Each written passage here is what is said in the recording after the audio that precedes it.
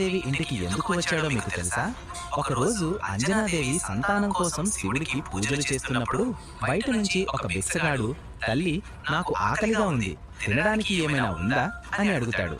అంజనాదేవి ఆ బిచ్చగాడిని లోపలికి పిలిచి భోజనం ఏర్పాటు చేస్తుంది. తరువాత బిచ్చగాడితో వెళ్ళి చేతులు కడుక్కొని రండి అని చెప్తుంది. అది విన్న బిచ్చగాడు, లేదు లేదు, నా జీవితంలో ఇప్పటి వరకు ఎప్పుడూ చేతులు కానీ నోరు కానీ కడుక్కోలేదు అని చెప్పి అంజనాదేవి ప్రత్యేకంగా శివుడి కోసం ఏర్పాటు చేసిన సింహాసనంపై కూర్చొని భోజనాన్ని వడ్డించు అని గర్వంగా చెబుతాడు. కోపం వచ్చిన అతిథిని ఏమీ అనకూడదు అని అంజనాదేవి భోజనం వడ్డిస్తుంది.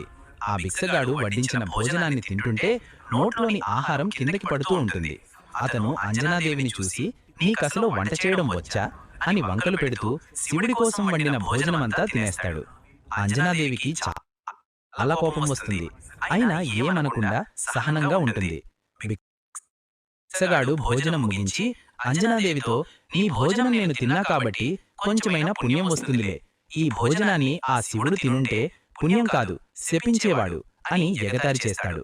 అది విన్న అంజనాదేవి కోపం ఆపుకోలేక, నా శివయ్య గురించి ఇంకొక మాట మాట్లాడితే అని అనేలోపు బిచ్చగాడి రూపంలో ఉన్న శివుడు నిజమైన రూపానికి వచ్చి, నీ కఠోర పూజలకు నా మనస్సు చలించిపోయింది.